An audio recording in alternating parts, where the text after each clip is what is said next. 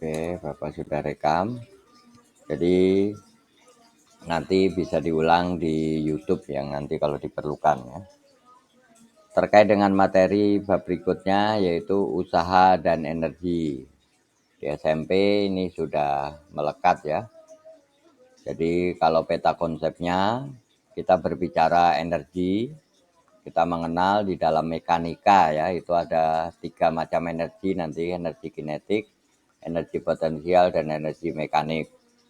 Kemudian tindak lanjut dari energi tadi hubungannya dengan usaha. Jadi terkait dengan konsep usaha dan hakikat dari apa itu usaha. Kemudian dari setelah memahami energi dan usaha, Ananda akan dikenalkan dengan bahwa di alam semesta ini, di bumi ini, berlaku hukum kekekalan energi. Jadi nanti berbicara tentang rumusan hukum kekekalan energi pada gerak lurus, gerak parabola, gerak melingkar, dan pada getaran.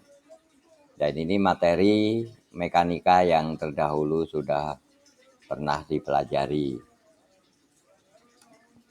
Adapun tujuan dari pembelajaran ini, Ananda diharapkan mampu menguasai kompetensi dasar pengetahuan dan keterampilan ya. Pengetahuannya, Ananda mampu menganalisis konsep energi, usaha, dan hubungan antara usaha dengan perubahan energi, serta hukum kekekalan energi yang digunakan dalam kehidupan sehari-hari. Kemudian nanti tugas keterampilannya, nanti bentuknya belum bisa disampaikan di sini. Ananda mampu mengajukan gagasan masalah gerak dalam kehidupan sehari-hari dengan menerapkan metode ilmiah dan konsep usaha dan hukum kekekalan energi. Jadi di sini Ananda nanti mungkin berkelompok, berkolaborasi, membuat makalah tentang gagasan ya, membuat gagasan terkait dengan masalah usaha dan energi.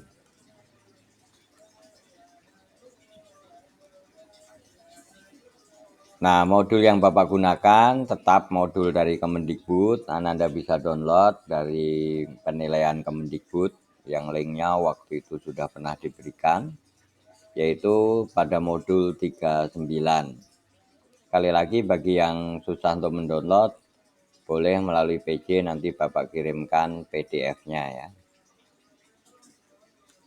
Oke, ini petunjuknya dan lain sebagainya, boleh dibaca sendiri.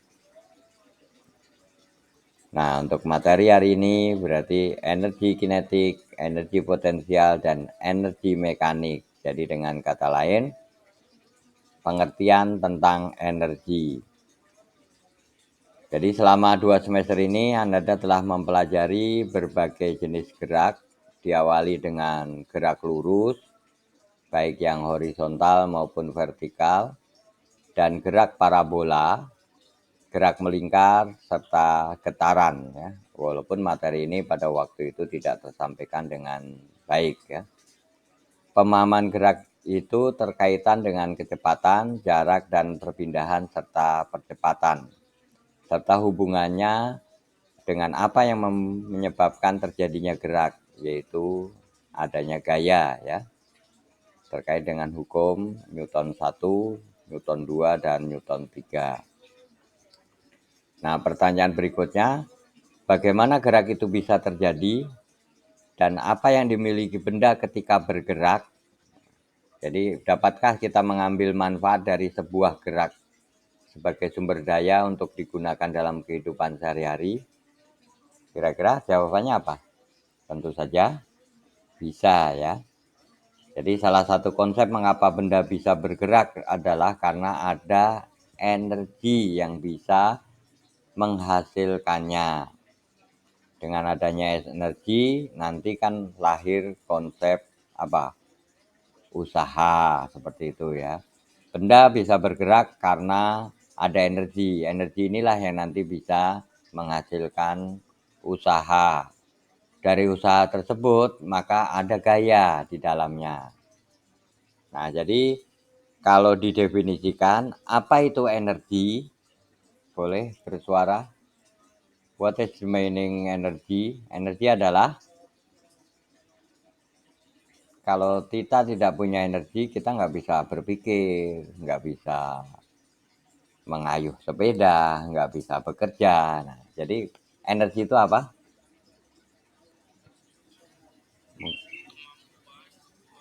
Ya, ya. Jadi energi itu adalah sebuah kemampuan, ya, kemampuan untuk melakukan usaha. Jadi kalau kemampuan ini bahasa Indonesia lainnya apa? Tiada daya dan kemampuan, itu kan kita punya doanya seperti itu ya. Ya, la haula wala quwata ya. Tiada daya dan upaya. Jadi ada hubungan daya dan upaya. Daya ini kemampuan, upaya itu adalah usaha. Ya, jadi daya energi itu adalah kemampuan melakukan usaha, berarti ada hubungannya dengan daya ya. Baik. Jadi benar yang sudah disampaikan tadi oleh Nabil, Sarah dan yang lainnya ya. Nah, energi itu di dalam mekanika kita bedakan menjadi dua. Ada energi karena geraknya, ada energi benda karena kedudukannya, dan energi yang dimiliki benda karena gerak dan sekaligus kedudukan. Jadi kalau kita pisahkan, ada energi kinetik, ada energi potensial, ada energi mekanik. Itu yang terkait dengan gerak. Yang tidak terkait dengan gerak banyak sekali energi ya.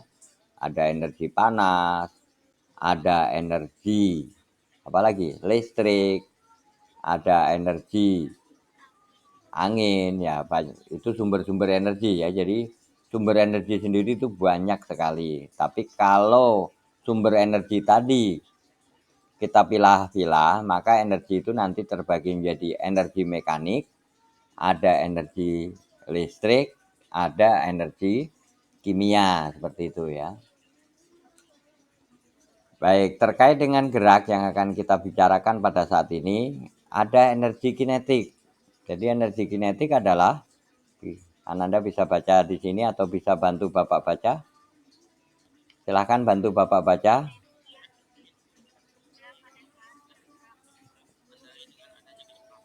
Ya, jadi energi kinetik adalah energi yang dimiliki benda ketika bergerak. Kalau diam punya nggak energi kinetik? Tidak, karena dia nggak bergerak, energi kinetiknya nol gitu ya. Nah, ditandai dengan apa? Dia tandai dengan adanya kecepatan. Jadi makin besar kecepatannya, maka energi kinetiknya akan makin besar. Karena itu energi kinetik dapat ditemukan pada benda bergerak lurus, gerak parabola, gerak melingkar, dan pada gerak harmonis atau getaran ya. Baik, perhatikan gerak jatuh kelapa dari pohon. Jadi pertanyaannya nanti, manakah energi kinetiknya yang lebih besar saat mencapai kedudukan A atau B? Oke, gambarnya kita lihat gambarnya. Nah, jadi pertanyaannya tadi, antara posisi di atas ini dengan di B, manakah energi kinetiknya yang lebih besar? Kira-kira di posisi atas atau posisi bawah energi kinetiknya? Tentu kalau di atas kan benda masih diam, energi kinetiknya nol. Ketika jatuh bebas, maka yang tadinya kecepatannya nol karena gaya gravitasi bumi, maka benda mendapat pengaruh percepatan gravitasi bumi. Karena ada percepatan, ingat percepatan adalah perubahan kecepatan, maka di titik B ini kecepatannya tidak lagi nol. Tentu energi kinetiknya akan lebih besar ketika di bawah.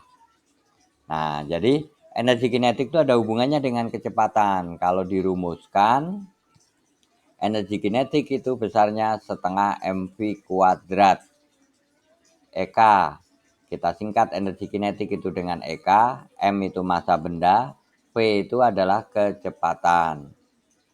Nah, jadi kalau kita hitung energi kinetik kelapa saat mencapai A dan B, jika masanya 0,6 kg, ketinggiannya 9,6, maka pada ketinggian A 6,4, pada ketinggian B 5,55 meter. Nah, ini dihitung dari mana? Ini dihitungnya dari atas, bukan ketinggian dari bawah ini ya. Kalau dilihat dari posisi A lebih tinggi daripada B, artinya berarti kalau dari bawah lebih rendah gitu ya. Nah, untuk menghitung energi kinetik dengan rumus setengah mv kuadrat, maka kita harus mencari kecepatan di posisi tersebut. Jadi kalau yang diketahui ketinggiannya 6,4, berapa kecepatannya? Pada ketinggian masih di batang pohon 9,6 meter, berapa kecepatannya? Ketika di B, ketinggiannya 5,55 meter, berapa kecepatannya? Maka untuk bisa menghitung energi kinetik, kita harus menghitung kecepatan benda di posisi tersebut.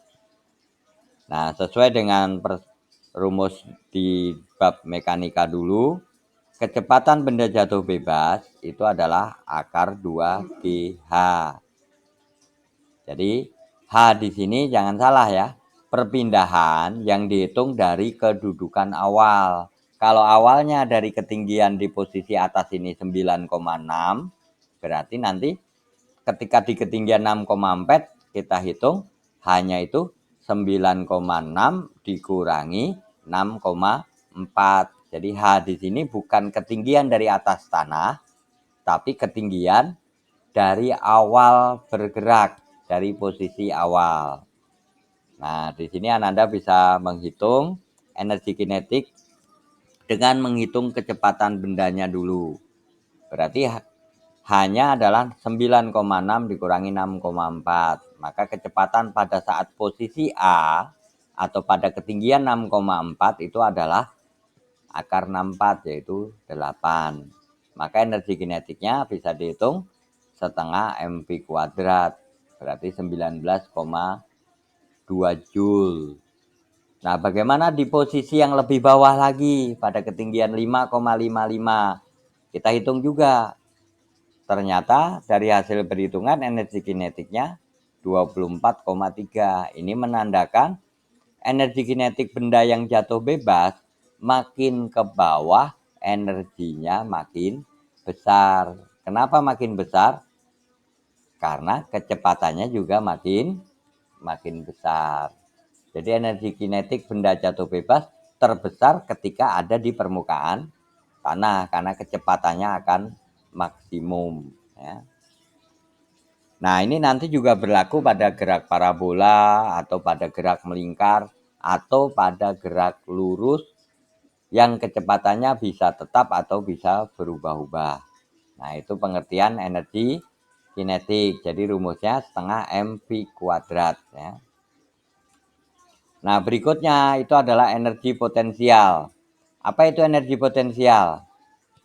Anda bisa membaca.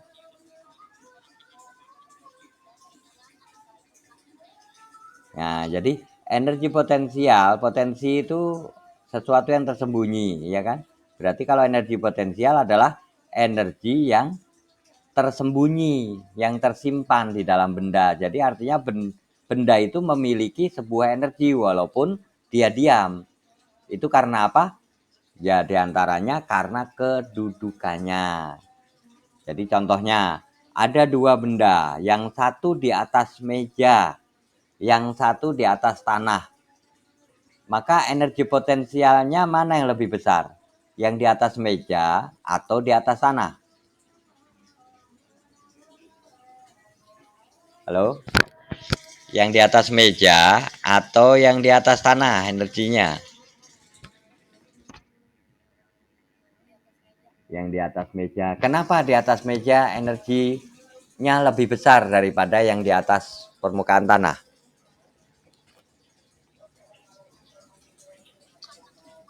karena kedudukannya lebih tinggi, karena dia berada di atas meja, jadi punya ketinggian. Nah, jadi energi potensial dimiliki benda karena kedudukan, misalnya karena ketinggiannya. Jadi benda yang di atas meja itu walaupun diam, dia itu punya kemampuan melakukan usaha. Kenapa? Karena dia punya energi, yaitu energi apa? Energi potensial. Nah, energi potensial ini nggak hanya dimiliki karena kedudukan posisi seperti yang dicontohkan tadi, tapi bisa juga apa? Di atas meja punya energi potensial karena memiliki energi potensial gravitasi. Jadi artinya apa? Kalau benda itu digeser, maka pengaruh gaya gravitasi dia bisa bergerak ke bawah. Nah, ini disebut energi potensial gravitasi ya. Ada juga benda yang punya energi potensial. Contohnya apa? Pegas atau per. Jangan salah ya. Sebuah per itu mengandung energi yang luar biasa. Karet. Nah, karet juga memiliki energi yang luar biasa karena dia punya energi potensial. Namanya energi potensial pegas. Coba karet yang diam Ananda tarik. Apa yang terjadi? Ketika dilepas, nah, maka dia bisa melontarkan benda, bisa ngejepret tangan, bisa sakit ya. Pegas juga sama. Ketika diam, kita tarik atau kita tekan, apa yang terjadi? Begitu gaya tarik atau gaya tekannya kita hilangkan, maka pegas tetap bisa bergerak. Nah, itu artinya di dalam pegas memang ada energi. Nah, energi yang dikandung benda-benda seperti itu karena kedudukannya, karena posisinya, itu namanya energi potensial. Jadi karet, pegas, nah itu mengandung energi yang luar biasa ya. Karet kita tarik, nah kalau gaya tariknya dihilangkan, maka karet akan kembali ke kedudukan semula sehingga bisa menjadi sebuah sumber tenaga baru, yaitu energi pelontar ya. Nah, jadi amati kembali ilustrasi tadi yang kelapa jatuh ya. Kedudukan A lebih tinggi dari kedudukan B. Maka energi potensial di A walaupun energi kinetiknya lebih kecil, tapi memiliki energi potensial lebih besar dibanding B. Dia punya potensi energi lebih besar. Ya. Karena apa? Karena kedudukannya. Jadi terkait dengan energi yang dikandung kelapa tadi itu namanya energi potensial gravitasi. Yang kalau dirumuskan itu adalah MGH. Jadi energi potensial itu energi potensial gravitasi itu adalah energi yang dimiliki benda karena kedudukannya di muka bumi karena pengaruh percepatan atau medan gravitasi bumi. Sehingga kalau dirumuskan EP sama dengan MGH ya. M massa, G percepatan gravitasi atau kuat medan gravitasi. Di permukaan dengan di ketinggian itu sebenarnya berbeda. Tapi kalau ketinggiannya tidak mencapai yang sangat tinggi, maka G ini ya boleh diabaikan hampir sama dengan di permukaan gitu ya. H itu adalah ketinggian. Nah, bedanya H di sini dihitung dari atas permukaan tanah ya, bukan dari atas.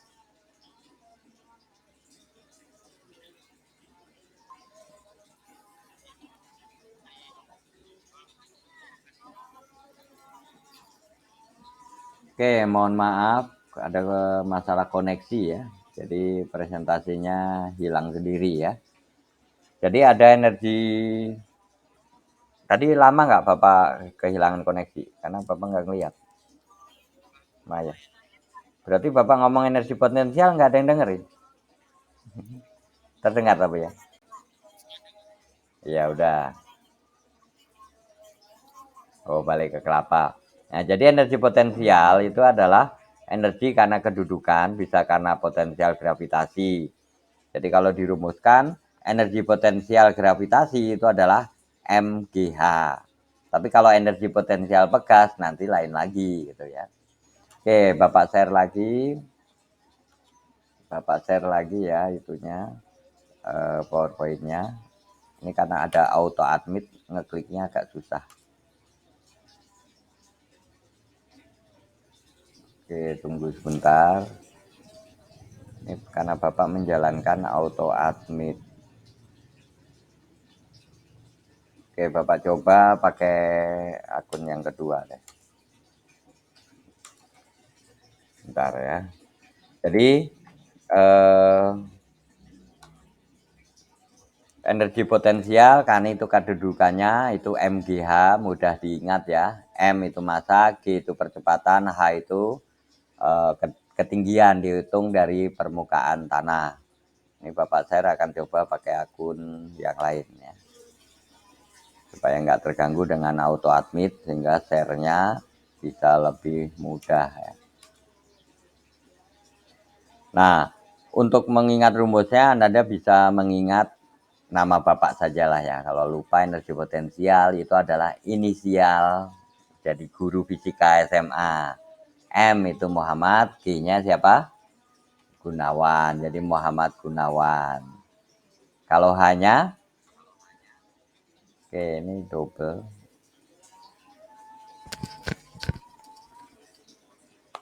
Bentar dimatikan. Tes. Kalau ini nggak terdengar ya? Kalau ini terdengar. Kau nggak suara di Ananda? Karena Bapak pakai 2 akun. Nggak gaung ya? Nggak. Oke.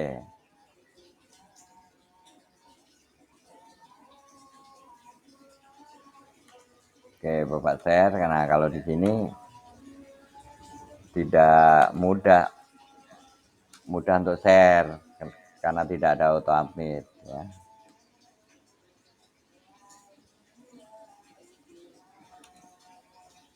Oke, sudah terlihat. Nah, jadi MGH M-nya kalau lupa rumusnya energi potensial itu adalah guru fisika ya.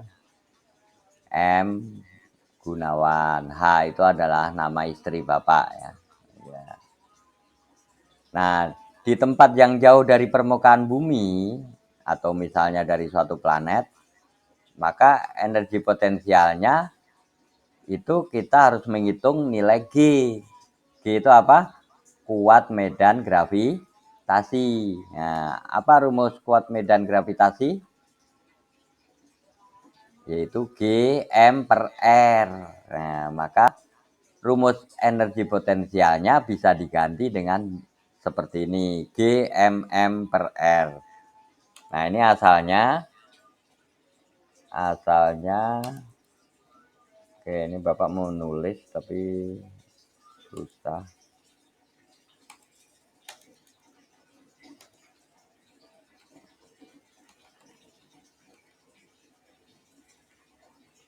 Nah, ini asalnya kita menghitung nilai G ya, nilai G.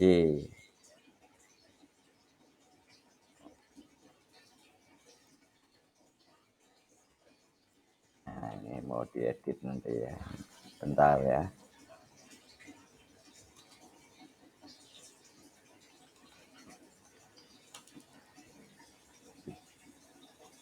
Jadi rumus ini didapat dengan mencari nilai G. Nah, jadi nilai G rumusnya apa kemarin? G sesuai dengan bab 2, bab gravitasi ya. G kali M, M-nya massa bisa bumi, bisa suatu planet, dibagi R pangkat 2 ya.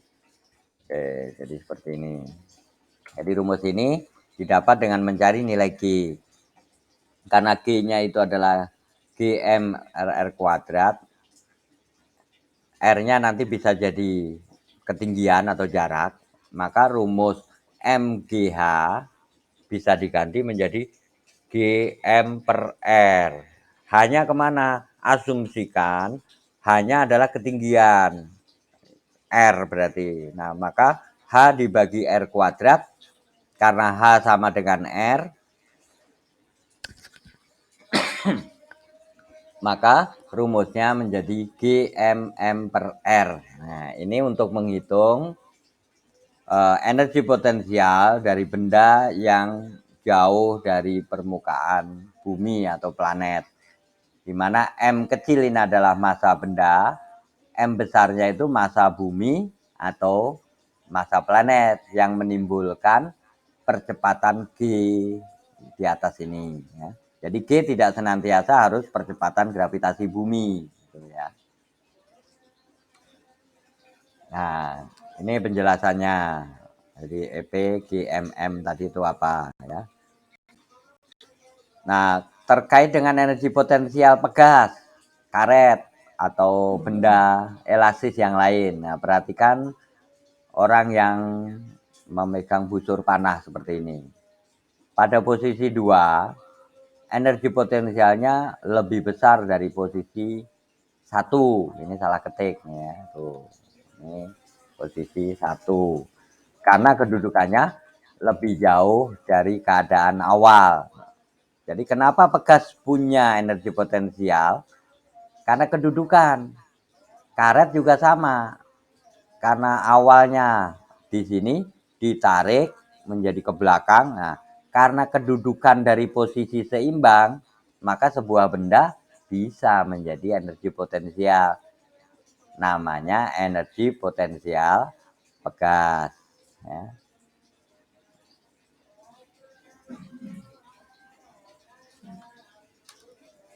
Nah, rumusnya kalau pada potensial pegas itu setengah KY kuadrat. Ya.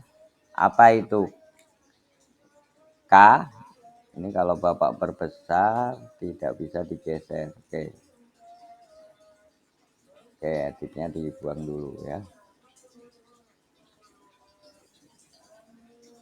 Nah, K-nya itu adalah konstanta. Jadi karet, gelang, karet ban itu kan memiliki konstanta yang berbeda. Y-nya itu simpangan. Jadi kalau energi potensial per gas, rumusnya menjadi setengah KY kuadrat atau KX kuadrat. Nah, ini energi potensial pegas. Nah, benda yang bergerak selanjutnya kita kenal nanti energi mekanik. Jadi contoh, kelapa yang jatuh ke bawah selain punya energi potensial karena ketinggian, juga karena punya energi kinetik karena geraknya. Berarti pada kelapa yang sedang bergerak jatuh ke bawah itu punya energi gabungan namanya energi mekanik. Jadi kalau benda itu punya energi potensial sekaligus punya energi kinetik, berarti pada benda itu mengandung energi mekanik. Nah, rumusnya energi mekanik itu EK ditambah EP gitu ya. Oke, sampai di sini ada yang ditanyakan?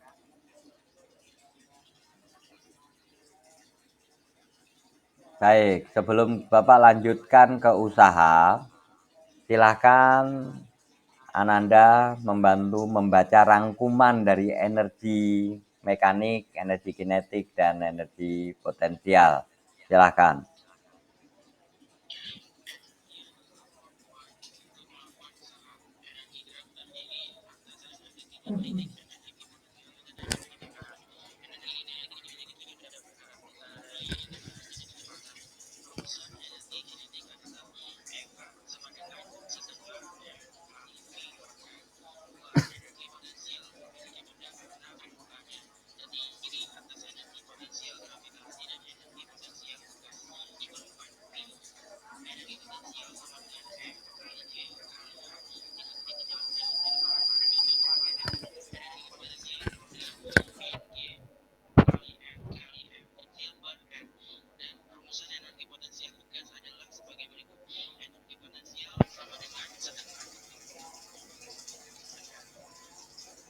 Oke, terima kasih buat Ananda Nabil ya.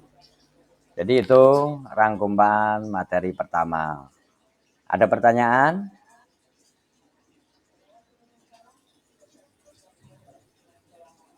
Oke, penugasannya nanti belakangan. Ada pertanyaan? Oke, kalau tidak Bapak lanjutkan ke konsep usaha ya.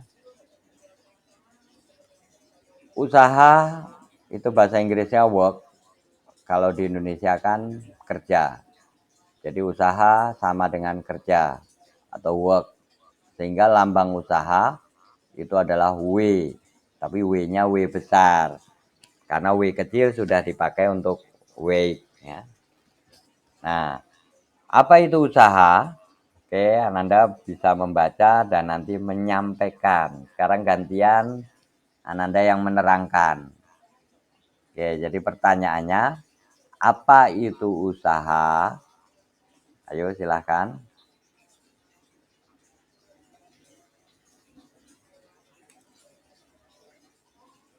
Apa itu usaha?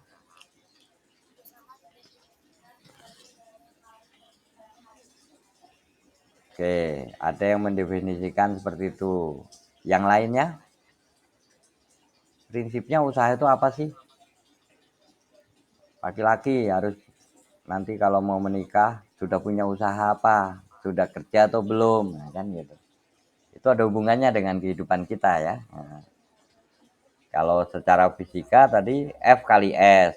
Nah, berarti kalau dikaitkan dengan kehidupan sehari-hari bisa didefinisikan artinya yang lain. Silahkan coba.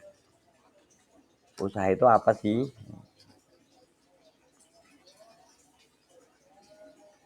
Nilainya fisika 8, pengen 8,5, maka Anda harus melakukan usaha. Ternyata ikut remedi. Ya, Nabil?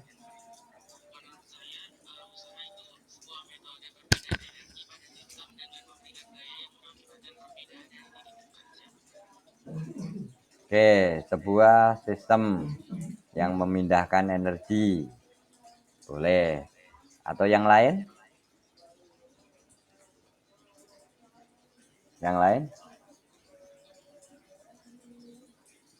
Jadi kalau secara fisika karena usaha ini berbicara dengan perpindahan benda, benda kalau nggak berpindah dikatakan tidak memiliki usaha. Benar demikian? Iya. Benda berpindah, tapi gaya yang dipakai memindahkannya nol. Berarti gaya itu melakukan usaha nggak? Tidak, karena yang melakukan usaha bukan gaya tadi, gitu kan? Ya samalah. Kita mendorong mobil, mobilnya bergerak, tapi gerak mobil tadi karena mesin mobil. Berarti gaya dorong kita itu melakukan usaha nggak? Tidak, karena yang memindahkan mesin mobil. Jadi mohon dipahami, tidak semua gaya itu bisa melakukan usaha. Tergantung gayanya ya. Kalau benda berpindah bukan karena gaya tersebut, berarti gaya tadi itu usahanya nol ya. Sama seperti kalian. Kalian ulangan remedial, awalnya nilainya 8, pas remedial nilainya 8. Berarti usahanya nol. Tapi di rapot nilainya menjadi 8,3. Nah, berarti ada usaha yang dilakukan orang lain sehingga nilainya bisa berubah gitu kan. Jadi apa yang disampaikan Ananda tadi sudah benar. Usaha itu kalau diringkas, usaha pada hakikatnya adalah apa? Konsep perubahan energi. Jadi usaha itu prinsipnya adalah proses perubahan energi. Kalau energi tidak berubah, mustahil timbul usaha. Jadi kalau didefinisikan, apa itu usaha? Kalau tadi energi adalah apa? Kemampuan melakukan usaha. Nah, kalau usaha berarti proses perubahan energi. Jadi sebaliknya dari pengertian energi. Jadi Bapak ulangi ya. Energi adalah kemampuan melakukan usaha. Apa itu usaha? Jangan dibalik. Berarti usaha itu adalah proses perubahan energi. Jadi bagaimana energi itu dirubah? Kalau energi itu bisa berubah, maka lahir kerja di situ. Jadi kadang sistem itu melakukan kerja atau menghasilkan kerja. Nah, itu kalau sebuah sistem atau sebuah mesin itu ada dua pilihan ya. Dia dikenakan kerja atau dia menghasilkan kerja. Seperti itu. Contohnya sebab menghasilkan kerja. Misalnya mesin apa? Ya mesin mobil, ya mobil itu melakukan kerja sehingga bisa bergerak. Nah kalau sebaliknya, mesin apa yang dilakukan kerja? Dia nggak menghasilkan usaha, tapi justru dikenakan usaha. Contohnya mesin apa? Penggiling coran. Kenapa dikatakan penggiling coran itu dikenakan usaha?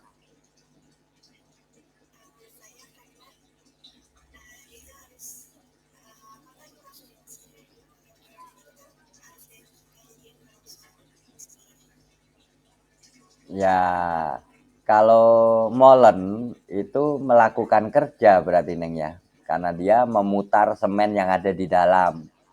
Nah, berarti itu termasuk mesin yang melakukan usaha. Nah, kalau yang sebaliknya, dia nggak menghasilkan usaha, tapi dikenakan usaha. Contohnya, lah yang mudah adalah mesin pendingin. Nah, mesin pendingin. Benda tidak bisa dingin kalau tidak ada kerja dari luar, yaitu suatu kerja usaha untuk apa? Membuang kalor. Nah, jadi mesin pendingin, AC, kulkas itu adalah contoh sebuah sistem yang dikenakan kerja. Jadi kalau tidak ada usaha dari luar, maka nggak mungkin kalornya itu bisa dibuang kan gitu ya. Nah itu contohnya, nanti lebih banyak lagi lah ya. Oke, terima kasih yang sudah memberi jawaban. Nah, secara matematik, usaha itu dirumuskan F kali S itu kalau mekanika. Tapi kalau konsep awalnya, kalau dikembalikan ke hakikatnya, ya. Oke, ini Bapak mau nyalin supaya bisa nulis ya. Oke, Bapak tuliskan aja di sini ya. Nah, ini kan F kali S. Ini sebetulnya prinsipnya dikembalikan apa? Delta energi. Ya, yaitu proses delta itu artinya lambang matematika ya, yang segitiga. Bapak susah nuliskan lambang di sini. Jadi perubahan energi. Jadi konsepnya W itu adalah delta E, perubahan energi. Energi bisa berubah karena F kali S, karena nanti banyak lagi ya sebab. Nah, kalau terkait dengan usaha di mekanika pada gerak lurus, itu seperti ini, F kali S. F-nya gaya, S-nya perpindahan. Nah, secara fisis, perkalian ini, usaha itu adalah perkalian dot. Di sini tanda titik. Bisa tanda silang, bisa tanda titik kan. Tapi dalam hal ini usaha itu adalah dot product atau perkalian titik. Artinya bukan perkalian vektor, tapi namanya perkalian skalar. Jadi perkalian titik antara vektor gaya dengan vektor perpindahan. Nah, sehingga nanti karena perkalian titik arahnya adalah sesuai dengan arah gaya ya. Nah, menyatakan bahwa yang dimaksud proyeksi gaya pada arah perpindahan. Jadi artinya apa? Usaha gaya yang menghasilkan usaha itu adalah gaya yang arahnya sejajar dengan arah usaha. Nah, kalau kita lihat dari ilustrasi gambar ini, kalau kotak ini ditarik dengan gaya miring, gayanya miring seperti ini, kotaknya tidak akan bergerak ke atas, tapi bergerak ke kanan. Maka gaya yang dihitung yang bisa melakukan usaha sehingga kotak bergerak ke kanan, ini adalah gaya yang juga sejajar, gaya yang ke sini. Berarti bukan gaya miring, tapi gaya yang sejajar. Lalu bagaimana kalau ada gaya miring? Maka dicari proyeksi gaya yang sejajar. Nah, berarti di sini F-nya bukan F kali S saja, tapi F cos alfa dikali S. F cos alfa ini adalah proyeksi gaya yang sejajar dengan arah perpindahan. Nah, jadi itu ya.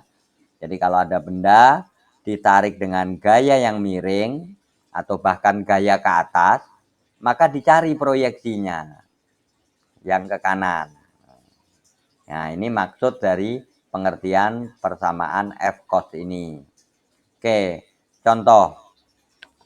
Seorang ibu menjinjing keranjang belanja yang beratnya 10 Newton sejauh 1 kilometer. Saya ulangi, seorang ibu menjinjing keranjang belanjaan yang beratnya 10 Newton sejauh 1 kilometer. Berapakah usaha yang dilakukan ibu tersebut dalam memindahkan keranjang? Ayo, berapa? Ada sebuah contoh. Sebuah ibu menjinjing keranjang belanja yang beratnya 10 Newton sejauh 1 kilometer. Berapakah usaha ibu tadi dalam memindahkan keranjang sejauh 1 kilo tadi? Ayo, berapa, Nanda? Ayo, boleh dijawab. Berapa usahanya menjinjing keranjang?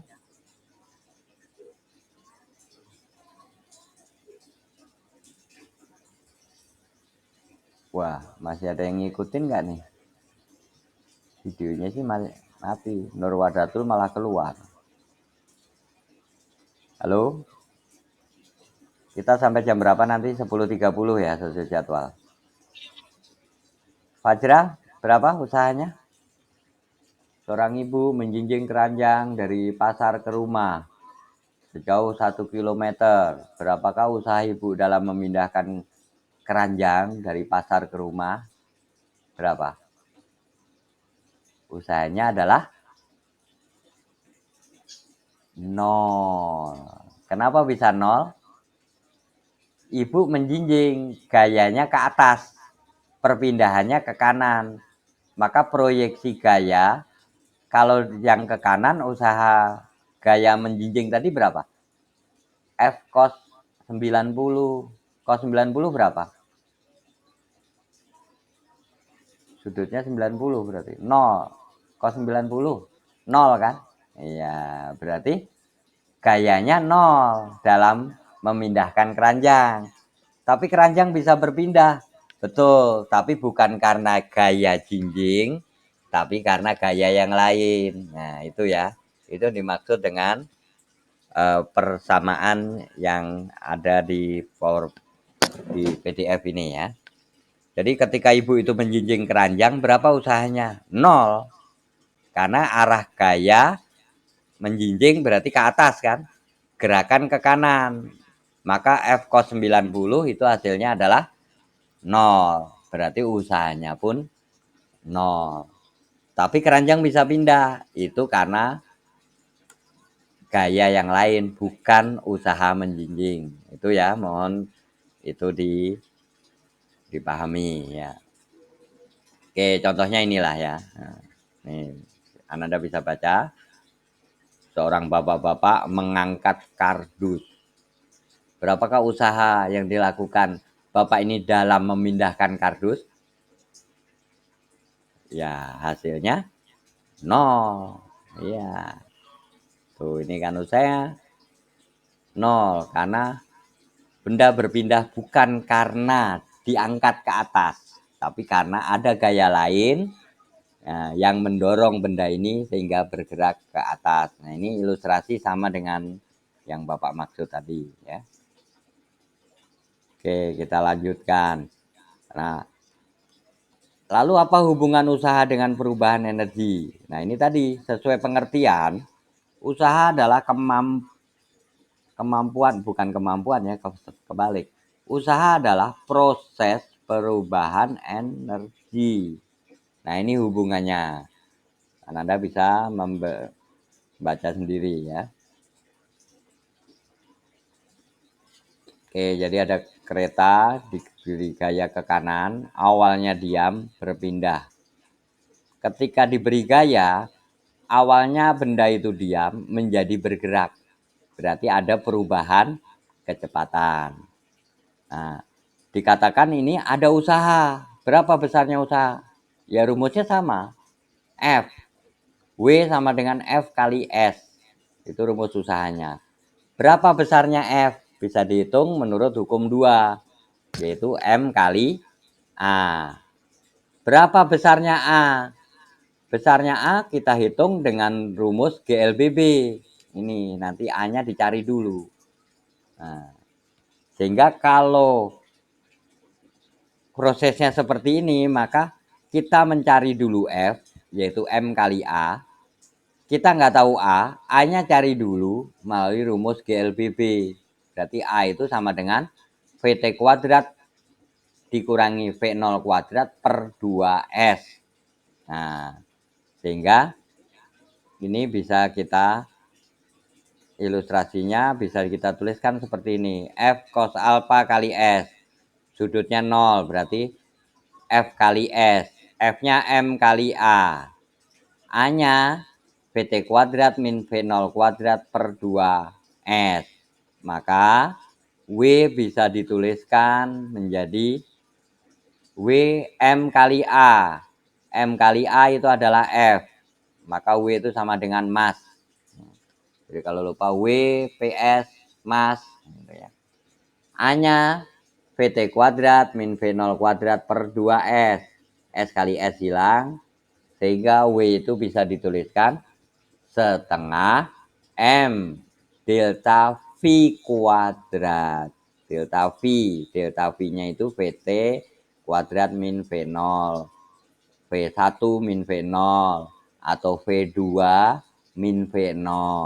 Nah, karena EK setengah MV kuadrat, sebetulnya bukan NV ya, tapi M delta. Nah ini. Maka usaha itu adalah delta EK. Jadi pada hakikatnya bisa kita simpulkan usaha itu adalah apa? Proses perubahan energi. Dalam hal ini energi kinetik. Bagaimana dengan energi potensial? Sama ilustrasinya. Mula-mula benda ada di posisi H1. Lalu diangkat oleh tangan, ada gaya ke atas. Yang besarnya sama dengan min mg sampai ketinggian H2. Jadi kalau kita memindahkan benda dari bawah ke atas, ada proses perubahan energinya, yaitu energi potensial. Hubungannya dengan usaha bagaimana? Ya sama. W sama dengan F kali S. F-nya M kali G. S-nya dari H1 ke H2. Berarti jaraknya sejauh H2 dikurangi H1. Sehingga W itu sama dengan MGH 1 dikurangi MGH 2. Maka kita peroleh di sini ternyata W itu perubahan energi juga, hanya energi potensial. Nah, dengan demikian dapat disimpulkan bahwa usaha adalah proses perubahan energi. Oke, sampai di sini. Ada yang ditanyakan? Iya, iya. Delta itu lambang matematika yang artinya perubahan. Jadi katakanlah begini, delta A. Berarti kalau di matematikanya perubahan A. A itu dari mana ke mana? A itu dari kedudukan awal, posisi awal dengan kedudukan akhir. Kedudukan awalnya bisa jadi jarak, bisa jadi kecepatan. Nah, jadi kalau delta A itu berarti A2 dikurangi A1. Jadi kalau tanya delta dari mana, delta itu sebuah lambang yang artinya adalah perubahan. Perubahan itu adalah awal dikurangi akhir. Kalau perubahan kedudukan berarti posisi awal, posisi akhir. Kalau kecepatan berarti kecepatan awal dikurangi kecepatan akhir. Nah, itu maksudnya, Naila ya. Gimana? Ya. Oke, yang lain kalau mau bertanya. Jadi usaha energi. Ya,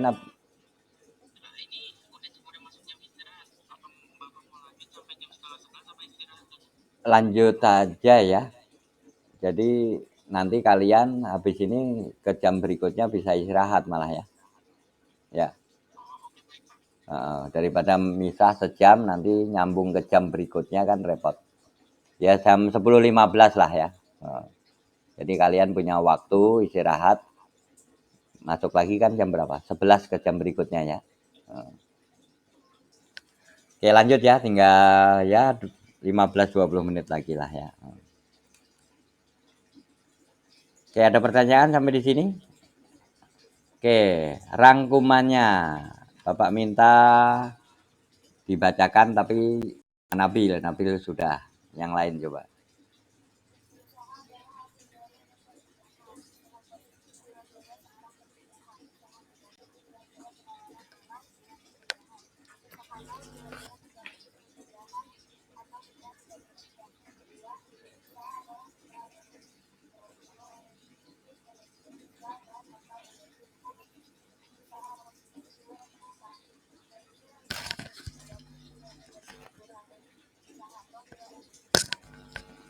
Oke, berarti itu kesimpulannya ya. Tidak ada usaha kalau tidak ada perubahan energi.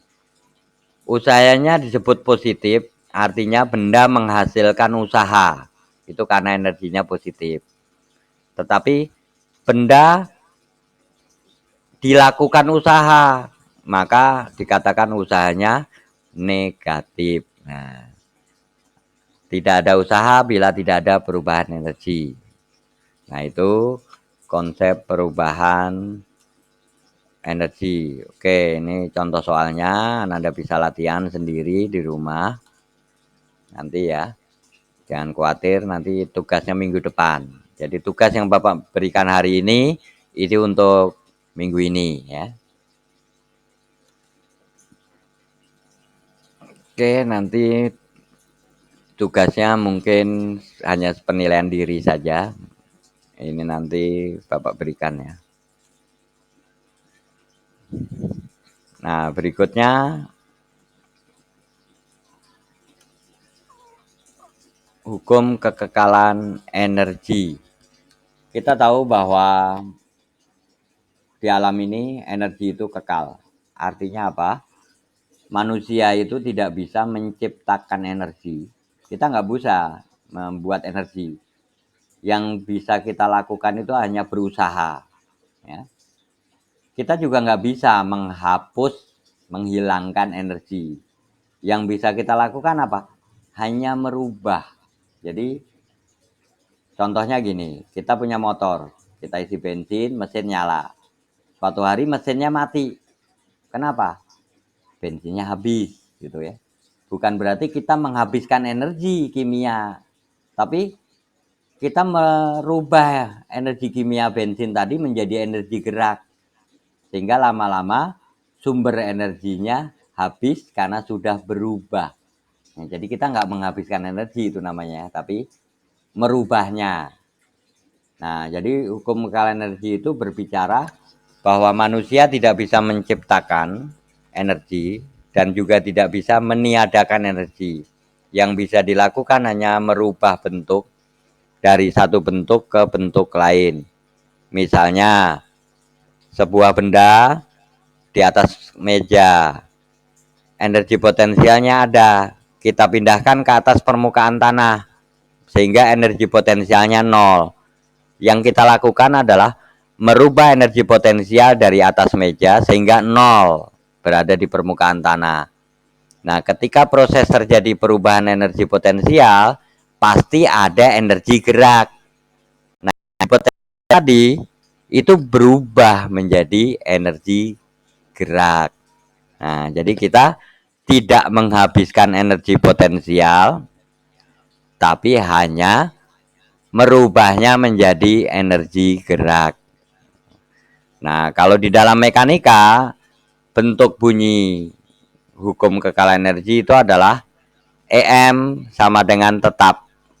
Kalau ada 2 EM berarti EM1 sama dengan EM2 sama dengan EM3, EM4 dan seterusnya.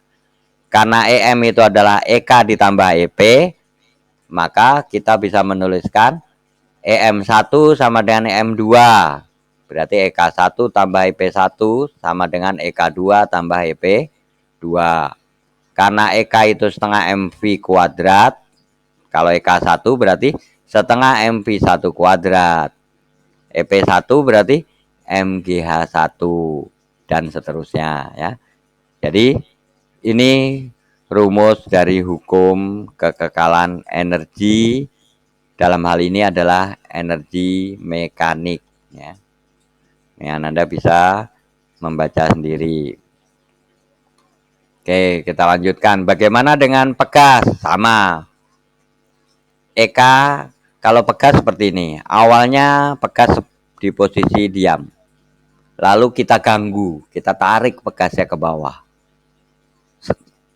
Kalau gaya tariknya kita lepas, maka pegas nanti akan kembali lagi ke atas. Setelah di atas, energinya tidak hilang. Dia masih mengandung energi. Akibatnya dia ke atas lagi. Demikian seterus menerus sehingga pegas ini bisa berayun ke bawah, ke atas, ke bawah, ke atas. Sampai energi pada pegas itu nanti nol. Artinya apa nol? Energinya sudah berubah semua sehingga usahanya nol. Nah, pada kasus seperti ini, maka kalau kita hubungkan dengan energi mekanik tadi, berarti pada pegas ini nanti energi kinetik, yaitu setengah MV kuadrat. Ini rumus energi kinetik. Di kecepatan pegas bergerak itu adalah omega A kuadrat. A itu apa? A itu amplitudo. Amplitudo itu apa? Amplitudo itu simpangan maksimum. Ini simpangannya ya. Jadi ini posisi seimbang. Perhatikan hand Bapak di gambar. Ini posisi seimbang. Nah, ini amplitudonya itu adalah simpangan maksimum pegas. Maka kalau pada pegas, energi kinetiknya dituliskan menjadi setengah Ka kuadrat. Ya. Nah, EP-nya sama MGH. Nanti ada hubungannya H itu dengan simpangan. Ya. Oke, penerapannya. Jadi seperti ini.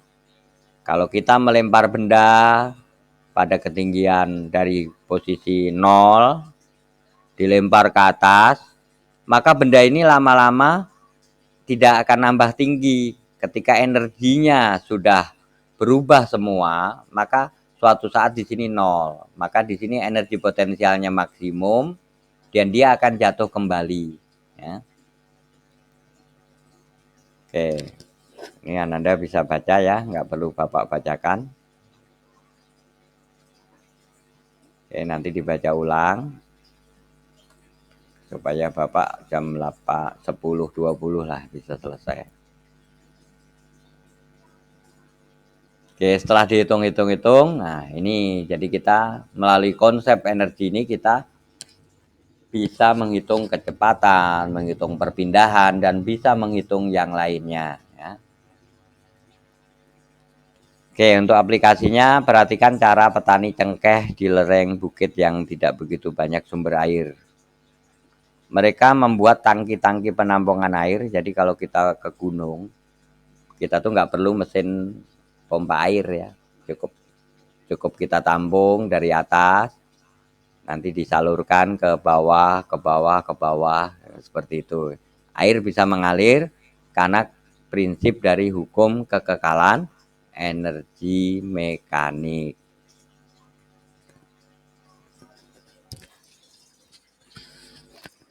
Oke. Nah, di sini ada sebuah pertanyaan yang untuk Ananda simak. Dapatkah kamu membuat contoh yang memanfaatkan hukum kekekalan energi mekanik yang bermanfaat dalam kehidupan? Oke, jadi tugas kelompok di bab ini, ya Ananda, buatlah kelompok. Kelompoknya bebas, ya kelompoknya bebas. Buat sebuah gagasan,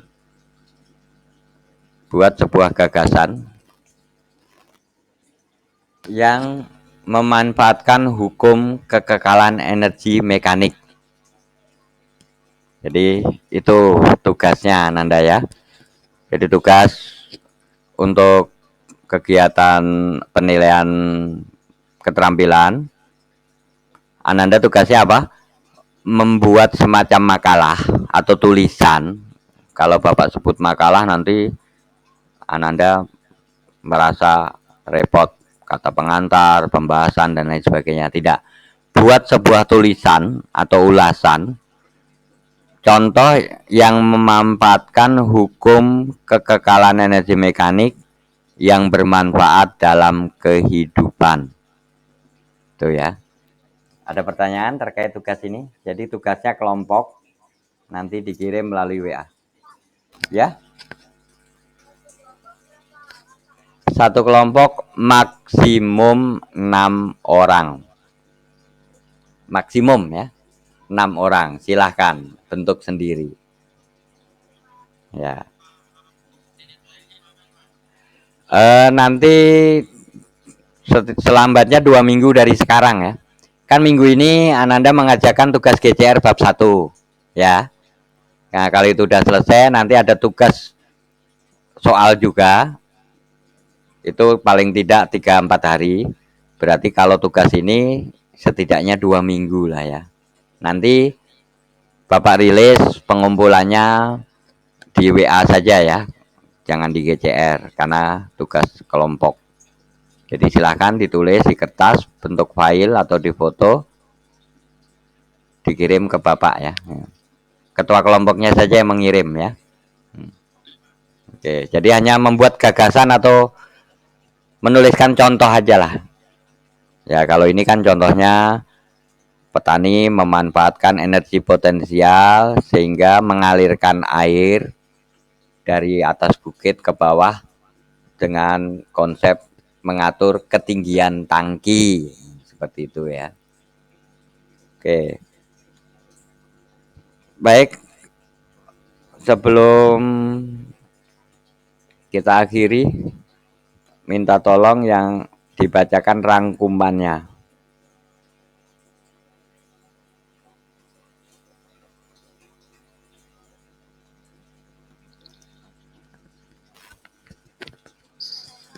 Ya, Fajra. Silakan Fajra atau yang lain.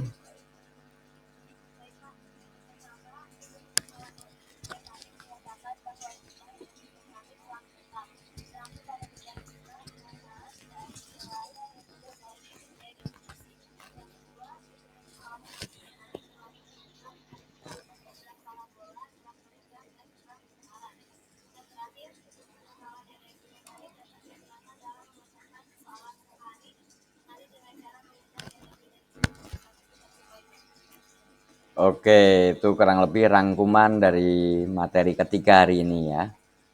Dengan demikian sebenarnya bab usaha dan energi telah selesai. Tinggal nanti kita perbanyak latihan soal. Minggu depan kalau nggak materi berikutnya mungkin kita Bapak contohi mengerjakan latihan soal itu ya. Nah untuk penugasan mandiri ini nggak perlu. Tadi tugas mandirinya kan sudah Bapak ganti dengan membuat apa? Gagasan atau contoh ya yang memanfaatkan hukum kekekalan energi di dalam kehidupan. Tidak hanya energi mekanik sebenarnya, silahkan saja boleh terkait dengan energi tidak mekanik tapi hubungannya ke mekanik gitu ya. Nah itu kurang lebih materi kita hari ini.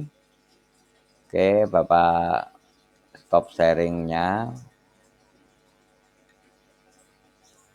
Baik, sebelum kita akhiri, yang memungkinkan kameranya on, di-on kan. Jadi sekali lagi ini Bapak rekam. Jadi untuk bahan laporan ya. Kameranya di-on kan.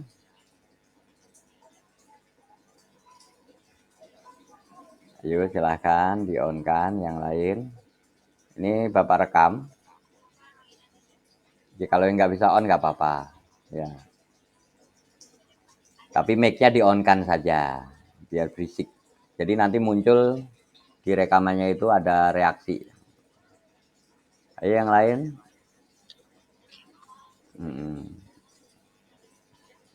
Yang lain. Oke ya, itu kalau yang lain entah ngikutin entah enggak nih, jadi susah. Itu pembelajaran kita hari ini, semoga ada manfaatnya. Mohon maaf apabila banyak kekurangan. Terima kasih sudah mengikuti. Kita akhiri pertemuan kita hari ini dengan membaca hamdalah bersama-sama. Alhamdulillahirobbil alamin.